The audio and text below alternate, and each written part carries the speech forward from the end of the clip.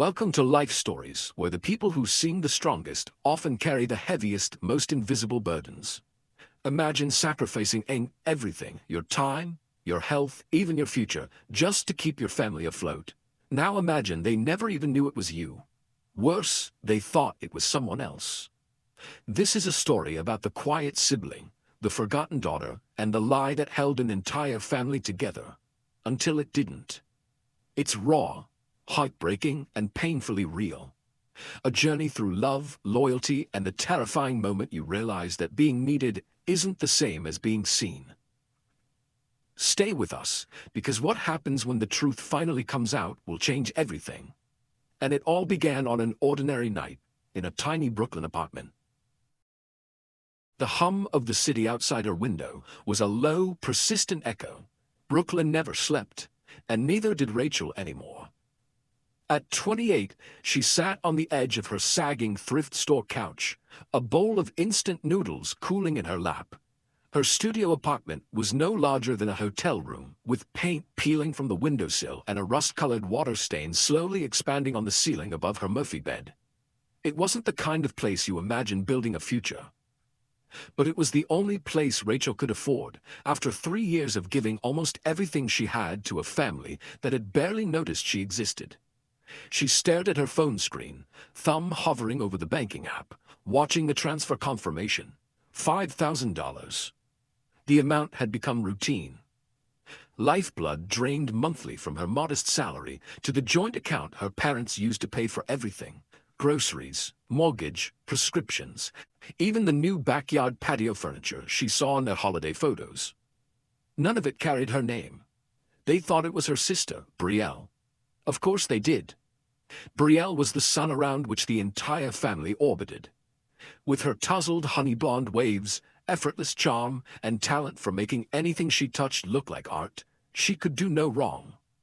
At 25, she lived rent-free in the family's suburban Connecticut home, claiming she was waiting for her artistic voice to find her, while painting moody landscapes in the basement studio Dad built for her. Rachel, on the other hand, had clawed her way into a mid-level marketing role at a mid-sized firm, with no safety nets and no applause. She took public transit, made spreadsheets sing, and knew the price of canned soup at 4 different stores. And for 3 years, she had been their silent savior. She could have told them. At any point, she could have said, "Hey, I'm the one keeping the lights on." But some part of her, maybe the part still trying to earn their pride, had stayed quiet. Maybe she thought they'd find out on their own. Maybe she was afraid they wouldn't care. The illusion cracked the day her father humiliated her in front of 40 relatives at Brielle's backyard birthday bash. He'd held up Rachel's modest gift, a picture frame and $50, and laughed. "That's what she brought," he said, shaking his head. "Meanwhile, Brielle sends us $5,000 a month without even blinking. That's what real love looks like." Rachel stood there, surrounded by picnic tables and string lights, feeling as though the oxygen had left the party. She opened her mouth, but the truth caught like barbed wire in her throat. She looked to Brielle, expecting, hoping, for her to step in, say something. But Brielle just tilted her head, gave a sympathetic shrug, and offered Rachel a glass of lemonade. That was the moment something inside Rachel hardened. Later that night, back in her apartment, she finally did what she'd never dared. She canceled the transfer. No explanation, no goodbye, just silence. 2 weeks passed, 3, nothing. It was strange, almost insulting, how long it took them to notice. Then came the voicemails. First her mother's soft confusion, then Dad's gruff "call me back," and finally Brielle's breathless, shaky voice. "I had to tell them, Rach. They know it wasn't me. What the hell are you doing?" Rachel didn't answer any of them. She just sat in the dark with the AC off, by choice now, not necessity, and waited for the weight of their realization to settle. But when her father finally called again, his tone wasn't apologetic, it was furious. "You lied to us," he barked. "You let us believe." "I didn't let you believe anything," she said. "You chose what you wanted to see." That night, Rachel finally told James, her boyfriend of almost 2 years, everything. Every dollar. Every dinner she skipped, every birthday forgotten, every promotion overlooked. She told him how she'd spent her 20s trying to earn a family that only noticed her absence, not her presence. James listened without interrupting, his jaw tightening with each detail. When she finished, he said one thing: "You don't owe them your life to earn their love." She wanted to believe that. But love wasn't the question anymore. Power was. Her parents weren't just disappointed, they were furious that the support had stopped. And worse, they were trying to twist it. Her father claimed she was manipulating them. Her mother begged, cried, said they were losing the house. Brielle sent texts about how true family didn't keep score. Rachel could have cracked. She almost did, until the phone call from her grandmother. Her grandmother, who had always told her she was the strong one, called to say she was ashamed of her. What kind of person watches their parents struggle and does nothing? The old woman whispered. "I thought you were better than that." Rachel hung up without saying goodbye. It wasn't the guilt that broke her. It was the realization that she had been so good at disappearing. Even the people who claimed to love her had never bothered to look closely. But the twist came 3 days later, when Brielle showed up unannounced at Rachel's apartment. Hair frizzy from the rain, no makeup, hoodie soaked. Not the confident muse who danced through family dinners, but a tired, anxious woman who looked lost. "I need your help," she said. "They're asking me to pay now." Rachel stared at her, speechless. "I can't afford it," Brielle said. I thought they'd just figure it out again. That it wasn't really real money. You always handled it. How did you do it?" Rachel didn't answer. She didn't need to, because in that moment, she saw it for what it truly was. Brielle had never been their savior. She had just played the part Rachel had written until the curtain fell. Have you ever kept giving until you vanished? Would you risk losing your family to finally be seen? The moment Rachel decided to reclaim her name, she triggered a chain of events that would shatter more than illusions. The reckoning was only beginning. Rachel didn't invite Brielle inside. She stood just inside the doorway, one hand gripping the edge of the chipped frame, while the rain pooled in tiny rivers at her sister's sneakers. Brielle looked smaller than Rachel remembered, not just physically, but in presence. She wasn't glowing, she wasn't admired, she was just wet and scared. "I didn't come here to fight," Brielle said. Her voice was quiet, tired. "I came to ask how you did it." "How I did what?" Rachel's own voice sounded foreign to her, low, calm, almost detached. Brielle looked up, eyes glassy. "Live like this, work like this, sacrifice like this, without falling apart." Rachel considered the question. There was no satisfying answer. She hadn't not fallen apart. She just hadn't let anyone see it. For a long moment, neither of them spoke. The silence between them felt vast, like the unspoken history of every birthday forgotten, every sacrifice stolen, every thankless month. And yet, beneath the anger and exhaustion, something flickered. Curiosity, a broken kind of sincerity. "I survived," Rachel said finally. "But I didn't live." Brielle exhaled, her shoulders dropping. "I think I've been living, but never surviving. Not really." Against her better judgment, Rachel stepped aside. Inside, the apartment was dim and close.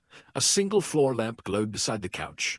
Brielle took it all in, the cracked vinyl floor, the blanket with the unraveling hem, the wall calendar with Rachel's neat little budget notes in blue ink. "You lived like this the whole time?" she whispered. Rachel nodded. "While you painted in your home studio and ate organic kale." "I didn't know," Brielle said, sinking into the couch. "No," Rachel said. "You chose not to know." Brielle flinched, but didn't argue. They sat there in silence. Two sisters who had grown up under the same roof but somehow lived in different worlds. For the first time, Rachel wasn't desperate for Brielle's attention or her parents' approval. She had nothing left to prove. But that didn't mean she wasn't still aching, for closure, for clarity, for something resembling justice. Then Brielle said something that stopped Rachel cold. "They want me to move out, and they think I should move in with you." Rachel turned slowly. "You're kidding." "I'm not. Dad says if I'm going to grow up, I need to stop being dependent. And Mom, she just keeps crying and saying everything's falling apart." Rachel let out a dry laugh. "So now they're pushing their project onto me? I'm not your rehab center, Brielle." "I didn't ask for this," Brielle said quickly. But I don't know what else to do. My gallery applications are going nowhere. I've got debt. I can't even afford my own groceries. Something sharp twisted in Rachel's chest. Was this justice? Was this the long-awaited reckoning? Or was this just another burden wrapped in a different name?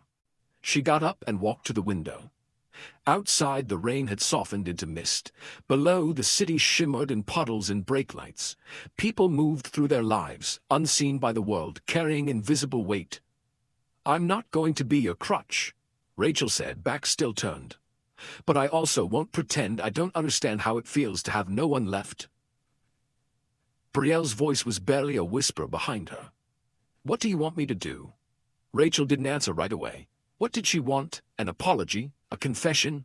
An undoing of years? She turned around slowly. "I want you to tell them the truth.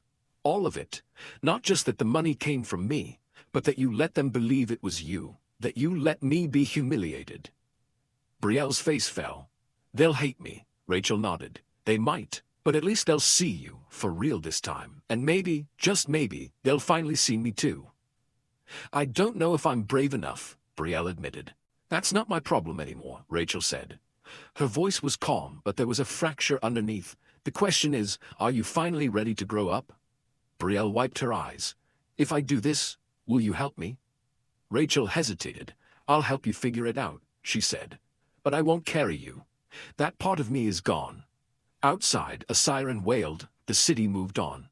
But in that small apartment, two sisters sat facing the mirror of their shared past, and for the first time, truly saw what had been missing. Have you ever faced someone you loved and realized they didn't know who you really were? What would it take for you to be seen? But just as Rachel thought she'd regained control, a message from her mother arrived that would challenge everything she thought she understood about loyalty, identity, and the one secret her family still hadn't told her. Rachel didn't expect the text. It came 3 days after Brielle had left her apartment with a trembling promise to tell the truth. Rachel had watched her sister walk away into the rainy Brooklyn night with a heaviness in her steps she hadn't seen before. Less performance, more person. And for the first time, Rachel allowed herself the tiniest seed of hope. Not for redemption, but maybe, finally, for peace. The text from her mother arrived just after sunrise. "We need to talk. Please come home tonight. There's something we've never told you." Rachel stared at the screen, her breath catching. Those 8 words shattered the calm she'd fought so hard to build. Her heart raced, not out of fear, but recognition. Deep down, she had always known there was something, some dark weight beneath the layers of favoritism and silence. Now, it was calling. That evening, she boarded the Metro North train to Connecticut. The ride was quiet, the gray blur of trees and towns passing like forgotten memories. By the time she stepped onto the cracked driveway of her childhood home, the air felt too still, like the calm before a storm that didn't come from the sky, but from people. The front door creaked open. Her mother stood there, older than Rachel remembered, worn down, but not just from age, from holding things in. Inside, the house looked the same, the familiar smell of lemon cleaner, the hum of the old fridge, a painting of Brielle's hung in the hallway, sunflowers bleeding into a violet sky. Rachel sat down at the kitchen table. Her father joined them, silent. Brielle was already there, her fingers knotted around a chipped mug. No one spoke for a long moment. Then her mother whispered, "We owe you more than just an apology." Rachel didn't nod, didn't speak. She waited. Her father exhaled. "When you were 8 and Brielle was 5, we nearly lost the house." Rachel blinked. "We were drowning in debt. I got laid off. Your mom was working nights. You were too young to understand, but we were desperate. We almost declared bankruptcy." Her mother picked up the story, voice trembling. "We had to make choices, hard, ugly ones. When Brielle showed early signs of anxiety, we took her to a specialist. He said she needed stability, attention, that she was fragile, and you. You were the strong one," her father finished. "Always quiet. Always okay, so we poured everything we had into keeping Brielle afloat, thinking you'd be fine." Rachel stared at them. This wasn't new. It was the old excuse wrapped in a different coat. "You didn't need us like she did." "I was 8, she said, her voice dry. "We know," her mother whispered. But that's not the secret. Rachel looked up. Her mother reached into a drawer and pulled out a yellowed envelope. She placed it gently on the table. Rachel opened it slowly. Inside was a letter, dated nearly 20 years ago. It was addressed to someone named Janelle. She frowned. "It's my birth certificate," she murmured as she unfolded the second sheet. But the name wasn't Rachel Thomas. It was Janelle McCarthy. For a moment, everything in the room disappeared. Walls, chairs, faces. All that remained was a growing thrum inside her chest. "You were adopted," her mother said softly. "Not as a baby. You were 4. You don't remember because the trauma was too much. You stopped speaking for nearly a year. We were told not to force memories." Rachel couldn't breathe. "We tried to love you like our own," her father said, his eyes wet now. "But I think we always kept a part of you at arm's length, and we hated ourselves for it. But we thought you didn't notice." "I did notice," Rachel whispered. "Every day." Brielle reached across the table. "I only found out last week," she said. "They told me after I told them the truth about the money, that it was you. All of it." Rachel sat still for a long time. Her life, her entire life, had been built on sand. The invisibility, the way she was always expected to handle more, to speak less, to endure without asking. She had spent years trying to earn a love that, perhaps, was never meant to be hers fully. "I'm sorry," her mother said again, quietly. Rachel folded the letter. Her hands weren't shaking. She was too tired to shake. "I used to think," she said slowly, "that if I just worked hard enough, gave enough, maybe you'd see me, love me the way you loved her." Her parents' faces crumpled. "But the truth is, I was trying to buy something that should have never had a price." She stood up. The kitchen swayed. "I don't hate you," she said, "but I can't carry this anymore. Not the money, not the guilt, not your regret." "You don't have to," Brielle said, standing to. I'll take care of them now. I owe you that." Rachel looked at her for a long time, and for the first time she believed her. As she walked out of the house, she felt lighter than she had in years. Later that night, back in Brooklyn, Rachel sat in her apartment, same couch, same peeling walls, but the air felt different. For once, her silence wasn't a prison, it was a choice.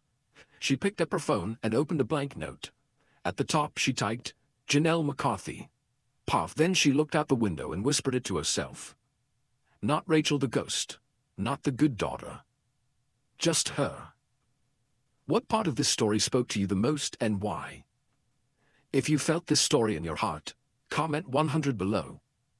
Let us know what country you're watching from. And if this story meant something to you, share it with a friend. Thank you for watching Life Stories.